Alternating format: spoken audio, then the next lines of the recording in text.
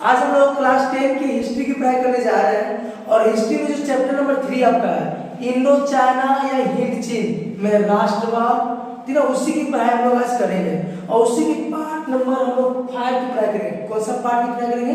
5 की। तो आज हम लोग हिस्ट्री का चैप्टर नंबर 3 इंडो चाइना में राष्ट्रवाद या हिंद चीन में राष्ट्रवाद जो चैप्टर है उसी की 5वें पार्ट की पढ़ाई करने जा रहे हैं। और आज के इस वीडियो में हम जानेंगे क्या वियतनाम में ग्रीव छिड़ने के कारण।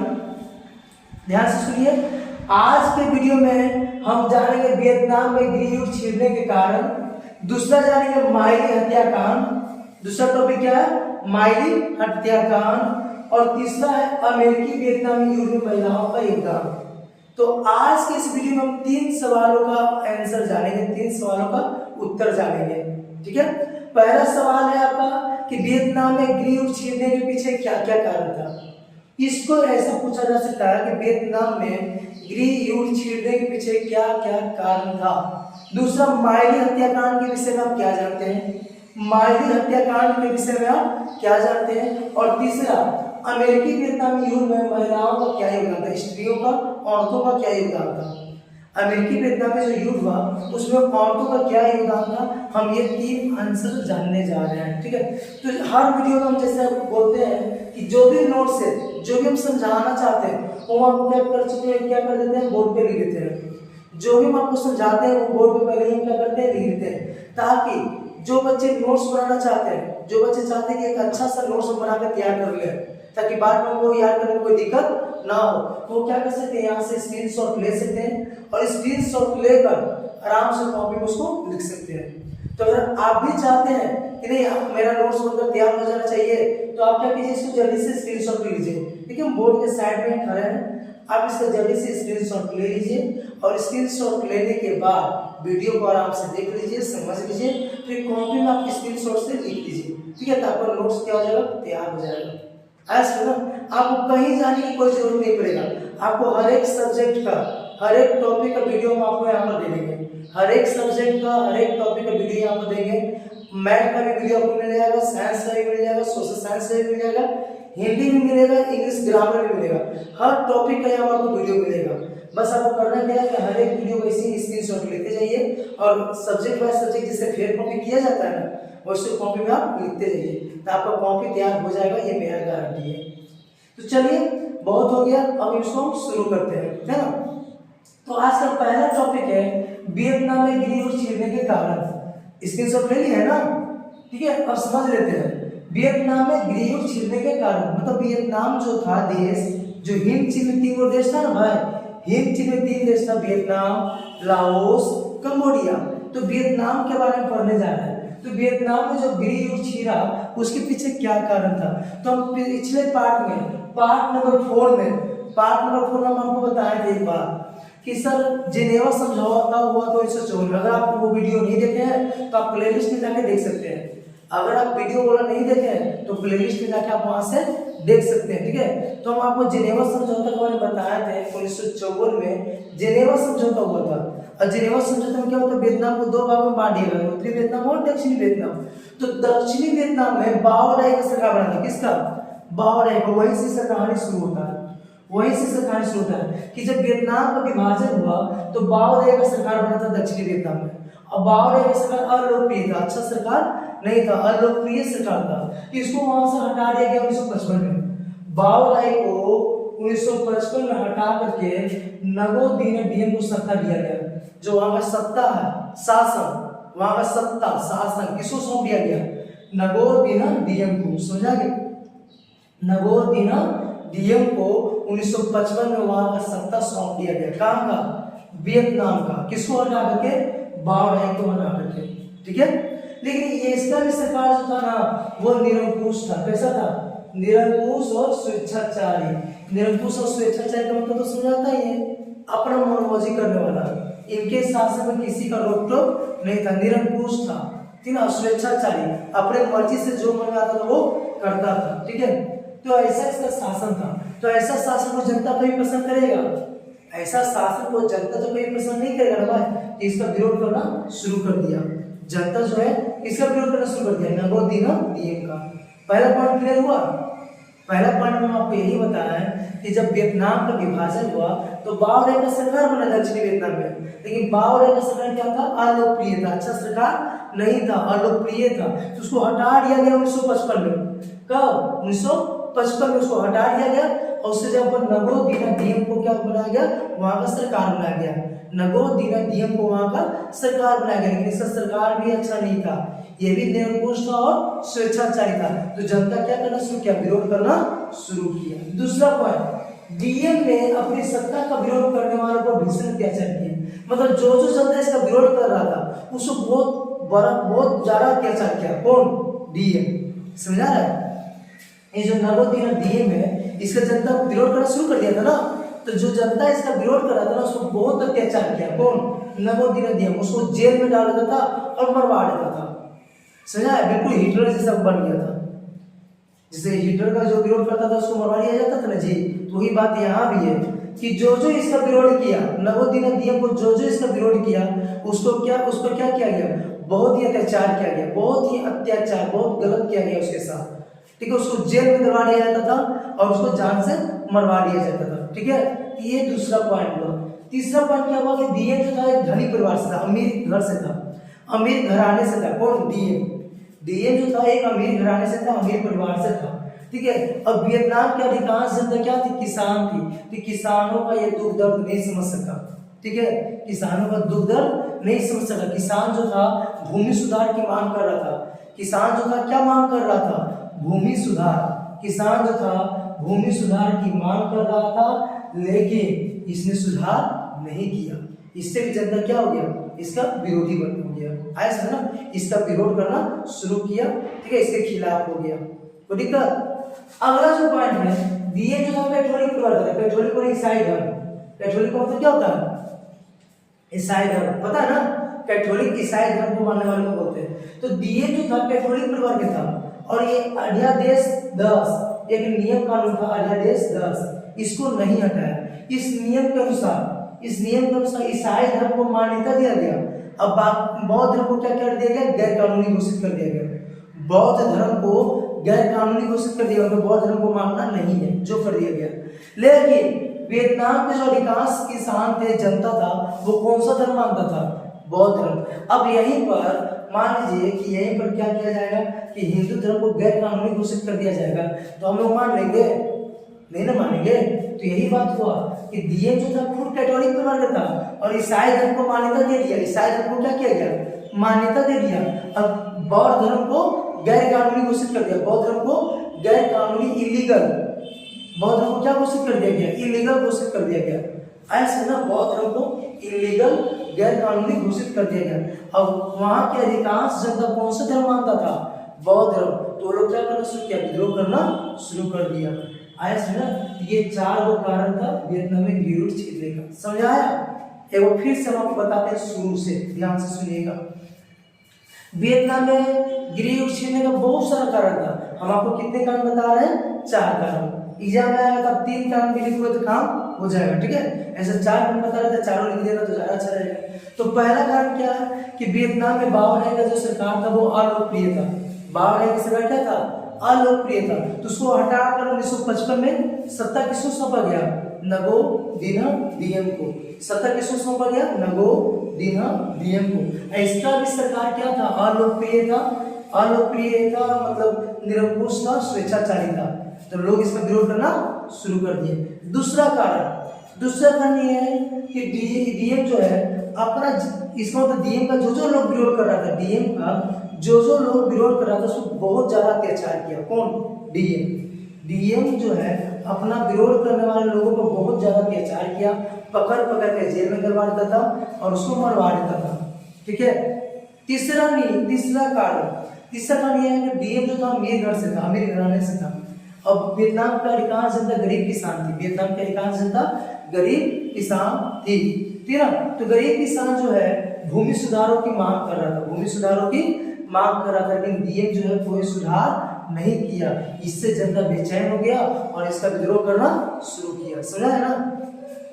जब भूमि सुधारों की मांग कर रहा था किसान, तो डीएम जो है वो सुधार को नहीं माना, सुधार नहीं किया, इसकी मांग को नहीं माना, सुधार नहीं किया तो जो किसान लोग है वो क्या इसका हो जाएगा, विरोधी हो जाएगा ना, अब विरोध करना शुरू कर देगा। चौथा जो है डीएम जो है फुल कैथोलिक धर्म को मानने वाला था भाई, ईसाई धर्म को मानने वाला था। तो ईसाई धर्म को ये मान्यता दे दिया, ईसाई धर्म को मान्यता दे दिया और बौद्ध धर्म को गैर कानूनी घोषित कर दिया, बौद्ध धर्म को गैर कानूनी घोषित कर दिया। अब वियतनाम का अधिकांश जनता कौन सा धर्म मानता था? वियतनाम की जो अधिकांश जनता, अधिकतर जनता जो है बौद्ध धर्म को मानता था। कौन सा धर्म? बौद्ध धर्म को मानता था। वियतनाम का अधिकांश जनता बौद्ध धर्म को मानता था और उसी को ये क्या कर दिया, इलीगल घोषित कर दिया, गैर कानूनी, इलीगल घोषित कर दिया, गैर कानूनी। तो वियतनाम की जो जनता है वो विरोध करना शुरू कर दिया, यही तक कारण, समझा गया। अब आगे हम लोग पढ़ने जा रहे हैं माइली हत्याकांड, जो बहुत ही खास टॉपिक है, तो इसको ध्यान से देखेंगे। ये माइली हत्याकांड जो एक बहुत बड़ा घटना घटा था, कब? 1968। आपको इसमें यही याद रखना है कि माइली हत्याकांड कब हुआ? 1968। अब कहाँ हुआ? तो दक्षिणी वियतनाम का एक गांव है, दक्षिणी वियतनाम का एक गांव है, गांव का नाम है माइली।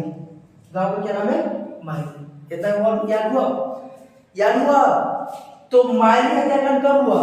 तो माइली हत्याकांड 1968 में हुआ। माइली हत्याकांड 1968 में हुआ। कहाँ पर हुआ भाई? तो दक्षिणी वियतनाम का एक गांव है माइली, वहां हुआ। हुआ क्या? हुआ ये कि जब युद्ध चल रहा था, अमेरिकी वियतनामी युद्ध चल रहा था, उसी के लिए पढ़ रहा है कहानी, अमेरिकी वियतनामी युद्ध, उसी को पढ़ रहा है। तो अमेरिकी वियतनामी जब युद्ध चल रहा था तो हार की बौखलाहट में अमेरिकी जो सैनिक है, अमेरिकी सैनिक हार की बौखलाहट में, बेचारा हार गया था, तो हार की बौखलाहट में क्या किया ना कि ये माइली जो गांव है उसने आक्रमण कर दिया। माइली गांव में क्या किया? आक्रमण कर दिया। समझा रहा है? माइली गांव कहाँ पर है? दक्षिणी वियतनाम में। कहाँ पर है? दक्षिणी वियतनाम। तो अमेरिकी सैनिक हार की बौखलाहट में दक्षिणी वियतनाम के एक गांव माइली गांव पर क्या किया? आक्रमण कर दिया। पहले तो गांव को चारों से छेद दिया, ध्यान से सुनिए, गांव को चारों से क्या कर दिया गया? छेद लिया गया। और गांव में जितने भी पुरुष हैं, गांव में जितने भी पुरुष हैं, पुरुषों को क्या किया गया? मार दिया गया। गांव के सभी पुरुषों को, गांव के सभी पुरुषों को, लड़कों को क्या कर दिया गया? मार दिया गया। और महिलाएं, यहाँ तक कि छोटी छोटी बच्ची, महिलाओं, यहाँ तक कि छोटी छोटी बच्चियों के साथ सामूहिक बलात्कार किया गया, गैंग रेप किया गया। और उसके बाद उनकी भी हत्या कर दिया गया। उसके बाद उनकी भी क्या कर दिया गया? हत्या कर दिया गया। ठीक है। और हत्या करने के बाद पूरे गांव में क्या किया? आग लगा दिया। पूरे गांव में आग लगा दिया गया ताकि किसी को पता ना चले। पूरे गांव में आग लगा के वो चला गया ताकि किसी को पता ना चले। लेकिन किस्मत से क्या है ना कि एक बूढ़ा आदमी जो है लाशों के नीचे बचा हुआ था, दबा हुआ था, ठीक है ना, लाशों के नीचे, लाशों के ढेर के नीचे दबा हुआ था एक बूढ़ा आदमी, ठीक है। वो क्या हुआ? किस्मत से बच गया, बेचारा बाहर निकला भी, ठीक है, लाशों से बाहर निकला। अब बाहर निकला तो एक दुनिया को बताया इस घटना के बारे में, इस घटना के बारे में दुनिया को बताया कि भाई मेरे गांव में ऐसा ऐसा घटना घटा। तो पूरा दुनिया इस घटना को जाना कि वो माइली में ऐसे ऐसे कांड हुआ। तो समझ आया माइली हत्याकांड? तो एक बार फिर से 1968 में क्या हुआ सर? 1968 में दक्षिणी वियतनाम का एक गांव है जिसका नाम है माइली। वहां पर क्या होता है? अमेरिकी सैनिक अपनी हार की बौखलाहट में उसको घेर लिया। हार की बौखलाहट में उसको क्या किया? चारों ओर से घेर लिया। अब पहले पुरुषों को क्या किया गया? मार दिया गया, है ना। जितने भी गांव के पुरुष थे उनको क्या किया गया? मार दिया गया। उसके बाद महिला को महिला, यहाँ तक कि बच्चियों के साथ भी गैंग रेप किया गया, सामूहिक बलात्कार किया गया। और उसके बाद उनकी भी हत्या कर दिया। उनकी भी हत्या करके क्या किया? गांव में आग लगा दिया ताकि किसी को इसके बारे में पता ना चले। लेकिन शुक्र था कि बूढ़ा आदमी वहां पर जिंदा था, है ना। वो किसी तरह से क्या हुआ? लाशों के ढेर से बाहर निकला, अपना जान बचाया और लोगों को अपनी गांव की घटना के बारे में बताया कि ऐसा ऐसा घटना मेरे गांव में हुआ। तो पूरी दुनिया इस बात को समझा, जाना। और अमेरिका का खूब आलोचना हुआ, अमेरिका का खूब आलोचना हुआ। दुनिया के सभी देशों ने अमेरिका का खूब आलोचना किया, ठीक है। गलत काम तो किया ही ना, आलोचना तो हो गई। अब लास्ट आज का क्वेश्चन है अमेरिकी वियतनामी युद्ध में महिलाओं का योगदान। जो अमेरिकी वियतनामी, हम लोग उसी की कहानी पढ़ रहे ना, अमेरिकी वियतनामी। तो अमेरिकी वियतनामी युद्ध में महिलाओं का क्या योगदान है? तो भाई अमेरिकी वियतनामी युद्ध में महिलाओं का योगदान बहुत ज्यादा है, ठीक है ना। जितना उनका तारीफ किया जाए वो कम है। अमेरिकी वियतनामी युद्ध में महिलाओं का अगर जितना तारीफ करे वो कम ही है, क्योंकि उन लोगों को बहुत ज्यादा योगदान रहा। किसमें? अमेरिकी वियतनामी युद्ध में।